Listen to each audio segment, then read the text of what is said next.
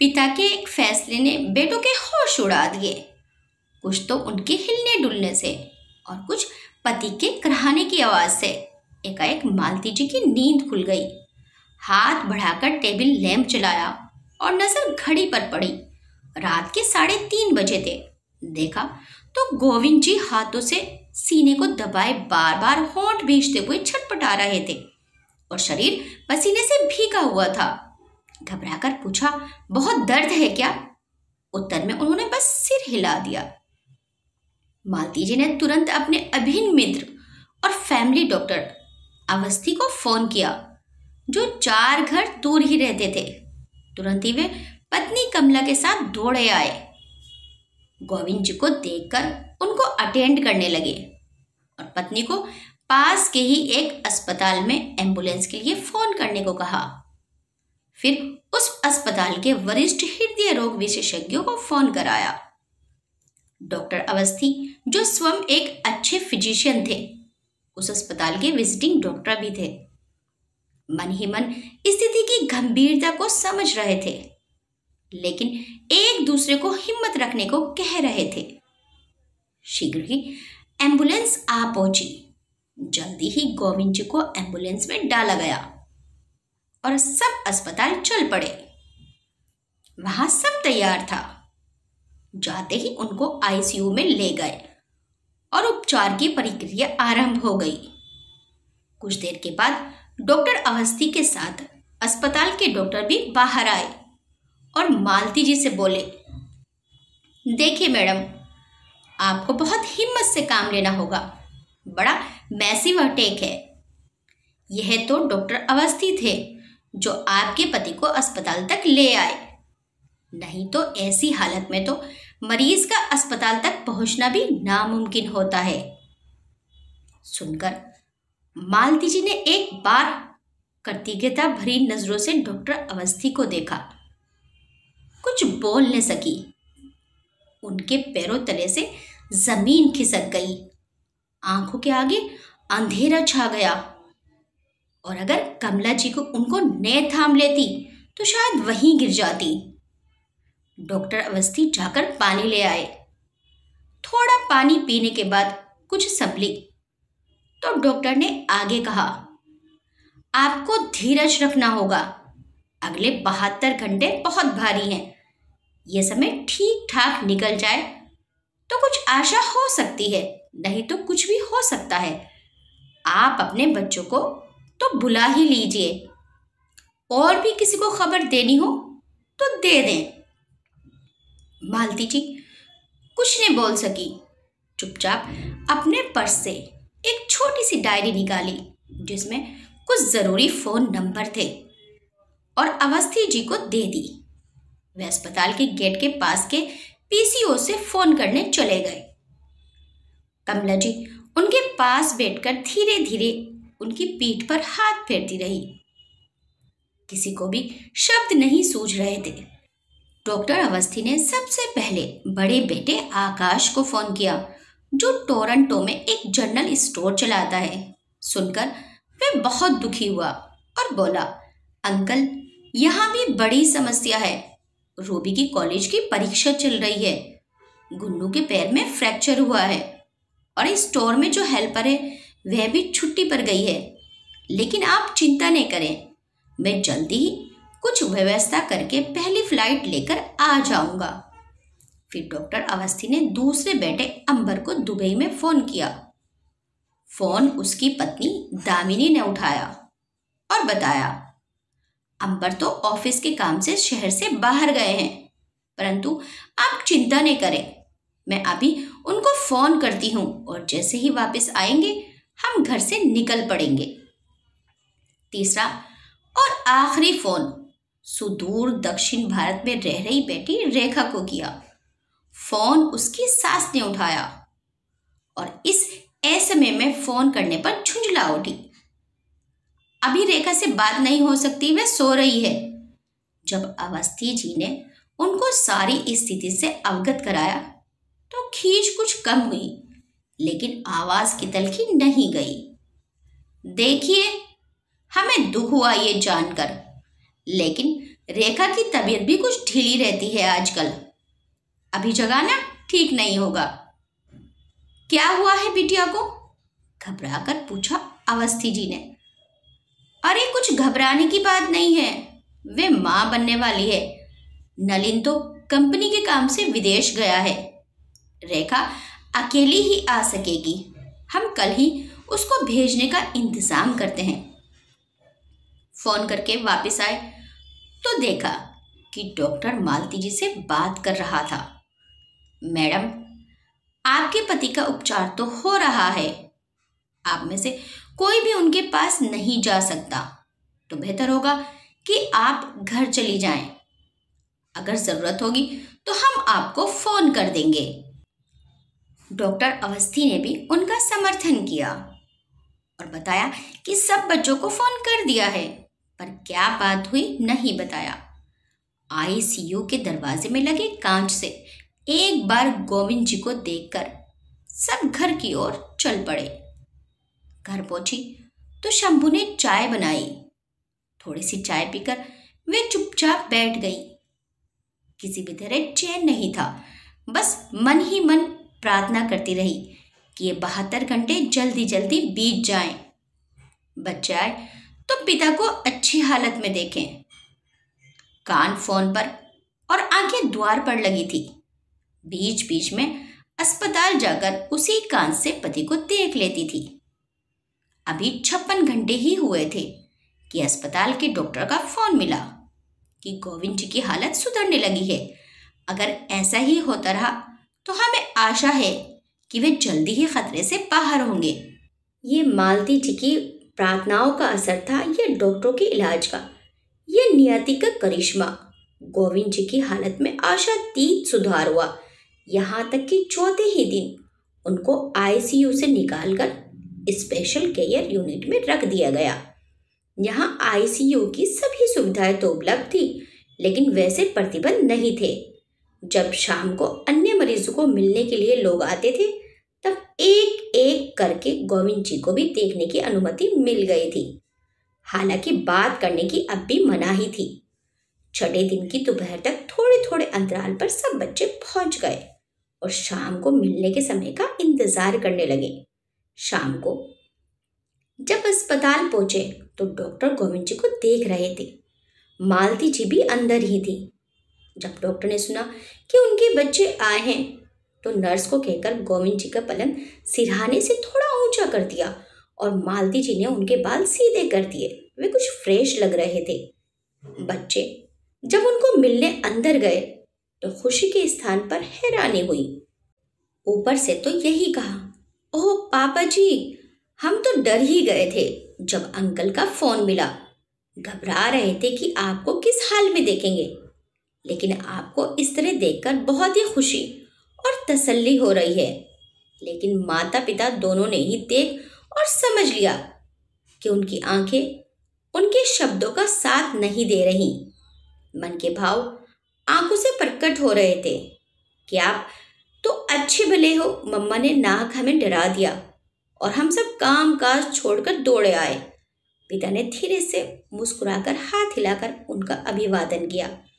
तभी नर्स ने कहा, आप लोग प्लीज बाहर चले जाएं और एक एक कर इनसे मिलें, लेकिन ध्यान रहे कि ये अधिक बातें न करें। अभी मुझको इन्हें एक और इंजेक्शन देना है, तब आप आ सकते हैं। मालती जी को छोड़कर सभी बच्चे बाहर आ गए और वहीं पड़े एक बेंच पर बैठ गए। दामिनी ने कुछ तीखी आवाज में कहा, यहाँ तो सब ठीक ठाक है, हम तो डरते हुए कुछ और ही सोचते आए हैं। आकाश ने कहा, मेरे घर में कितनी परेशानियां चल रही हैं। मैंने सब कुछ अवस्थी अंकल को भी बताया था, लेकिन उनका कहना था कि मुझे हर हाल में आना ही चाहिए। अंबर भी मन की बात कहे में पीछे नहीं रहा। हम तो रास्ते भर यही सोचते रहे कि पापा जी के बाद मम्मा का क्या होगा, कहाँ रहेंगी वे, किस तरह रहेंगी। हमारा तो 2 कमरों का छोटा सा फ्लैट है जहाँ आए दिन पार्टियां होती हैं। ऐसे माहौल में मम्मा का वहां गुजारा मुश्किल है। आकाश भैया आप। लेकिन आकाश ने बात बीच में ही काट दी। ने भाई, मुझसे तो कोई उम्मीद मत करना। याद है मुझे पिछली बार मम्मा पापा जी जब वहाँ आए थे तो मम्मा खुद भी कितनी परेशान हुई थी और हम सबको भी दुखी कर दिया था। 6 महीने का वीज़ा था तो भी 1 महीने के बाद ही पापा जी को उनको लेकर वापस आना पड़ा। सब रेखा की तरफ देखने लगे। रेखा ने भी हामी नहीं भरी, बोली, मेरी तरफ इस तरह क्यों देख रहे हो? मैं तो खुद कितनी मुश्किल से इस संयुक्त परिवार में दिन काट रही हूँ। मैं ही जानती हूँ, बस इंतजार कर रही हूँ कि कब नलिन को विदेश में कोई अच्छी नौकरी मिल जाए और मुझे इस जिंदगी से मुक्ति मिले। ऐसे में मम्मा की जिम्मेदारी ने बाबा ने। और अब मम्मा अकेली कहाँ हैं? अब तो पापा जी भी साथ हैं। दामिनी, हम तो यही सोच रहे थे कि तभी मालती जी को आता देखकर सब चुप हो गए। आकाश ने फुसफुसाकर कहा, इस बारे में बाद में विचार करेंगे, तब तक मैं पापा जी से भी बात करूंगा। इस बारे में जल्दी ही कुछ फैसला हो जाना चाहिए। मालती जी आई तो इतने दिनों के रुके हुए आंसू बह निकले और वे आकाश के कंधे पर सर रखकर रोने लगी। आकाश ने कहा, मम्मा अब ये रोना बंद करिए, अब तो सब ठीक ठाक है। पापा जी अब तो स्वस्थ हैं, हमें तो उनको देखकर बहुत तसल्ली हुई है। फिर सब एक एक करके भीतर गए और पापा जी को देखकर आ गए। आकाश ने कहा, मम्मा आप बहुत थक गई हैं, आप घर जाइए, मैं रात को पापा जी के पास रहूंगा। मालती जी सहमत हो गई और कहा, ठीक है, तुम खाना खाकर आ जाना, तब मैं घर चली जाऊंगी। नहीं मम्मा, मैं तो अभी थोड़ी देर पहले ही पहुंचा हूं और आधे ही खाना खाया है, अब मैं कुछ नहीं खाऊंगा, आप जाइए। सब घर चले गए तो आकाश कमरे के अंदर चला गया। गोविंद जी तब तक थक कर सो गए थे। वे भी वहां पड़ी कुर्सी पर बैठ गया और आंखें मूंद कर कुछ सोचने लगा। घर पहुंचकर मालती जी सब बच्चों से बड़े स्नेह से मिली और सबकी कुशलता पूछी। कुछ देर तक बातें करने के बाद उन्होंने कहा, चलो अब खाना खाओ और आराम करो, बहुत थक गए होंगे। खाना खाकर वे भी अपने कमरे में सोने चली गई। आज उनको बड़ी राहत महसूस हो रही थी। बच्चों के आ जाने से बहुत ताकत और हिम्मत अनुभव कर रही थी। जल्दी ही उनकी आंख लग गई। न जाने कितनी देर सोई थी कि वे प्यास लगने से नींद खुल गई।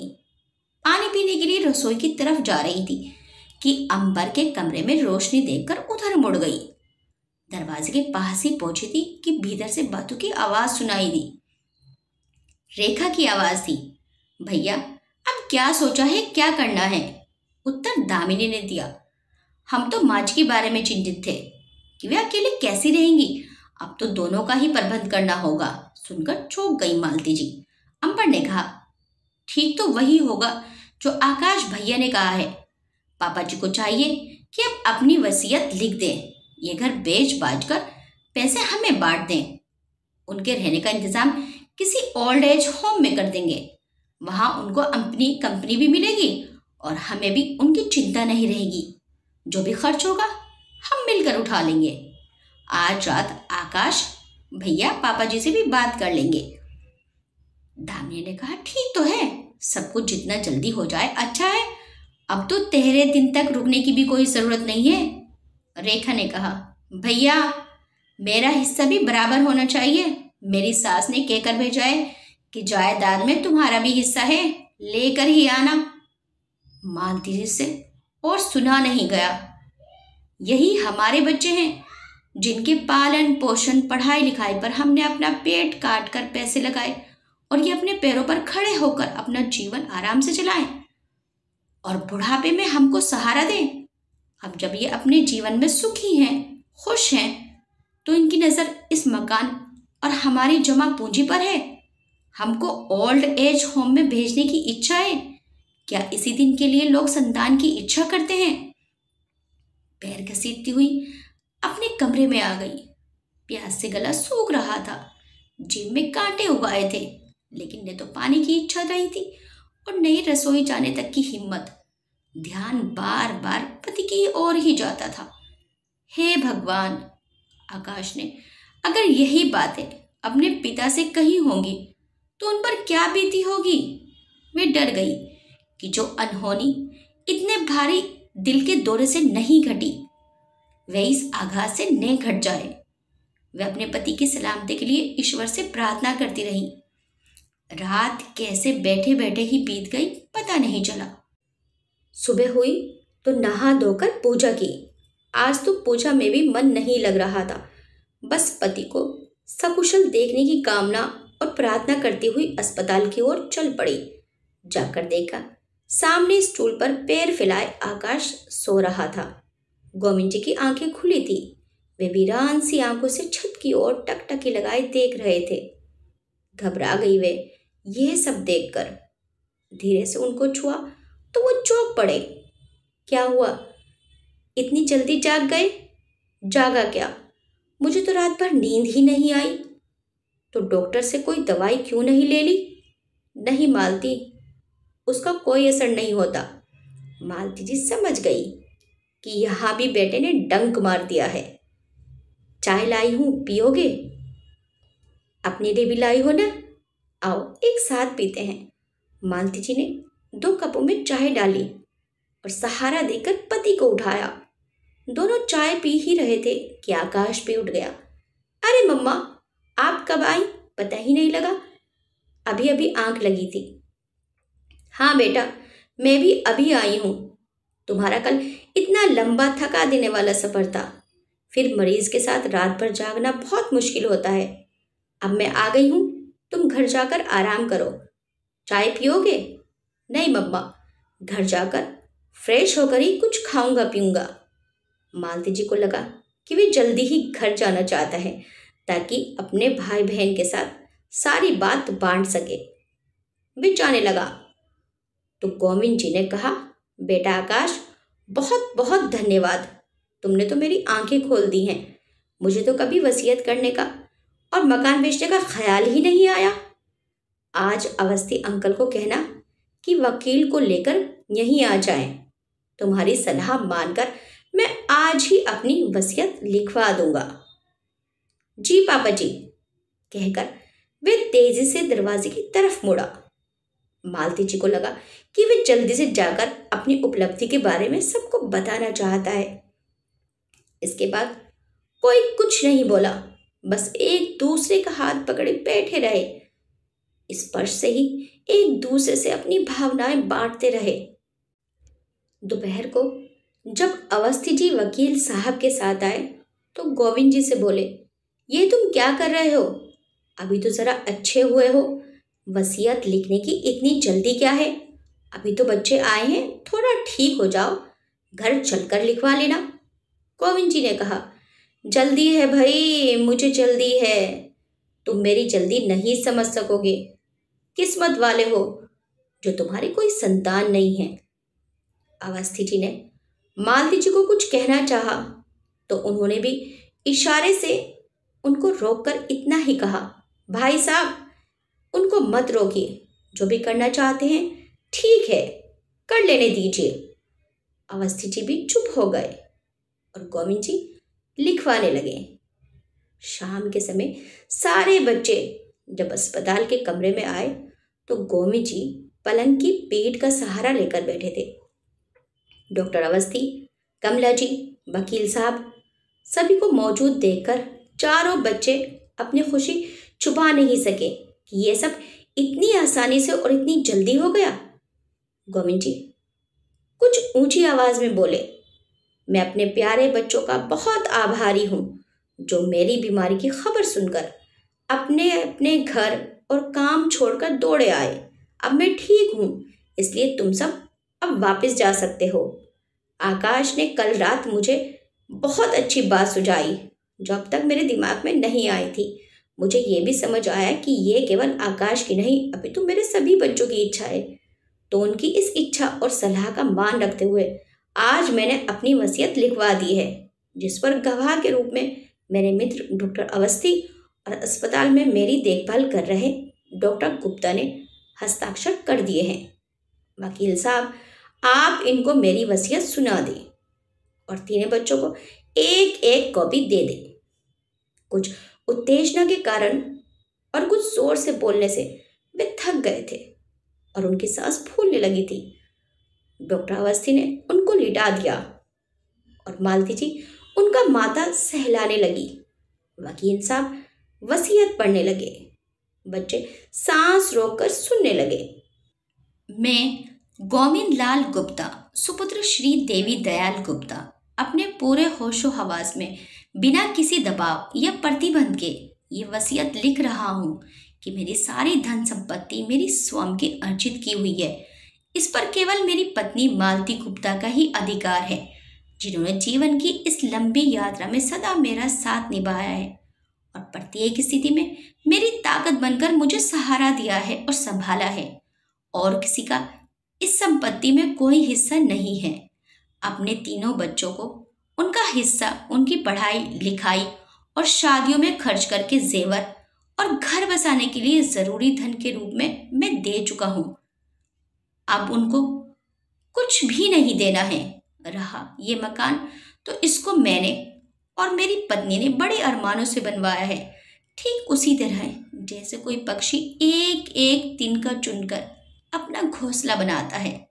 इस पर अभी मेरा और मेरे बाद मेरी पत्नी का ही अधिकार होगा, लेकिन ये घर कभी भी बेचा नहीं जाएगा। हम इसको एक ओल्ड एज होम बनाएंगे, जिसमें वे वर्द रहेंगी जिनकी उनके बच्चों को ज़रूरत नहीं है या जिनको अपने पास रखने की उनके बच्चों की इच्छा ही नहीं है।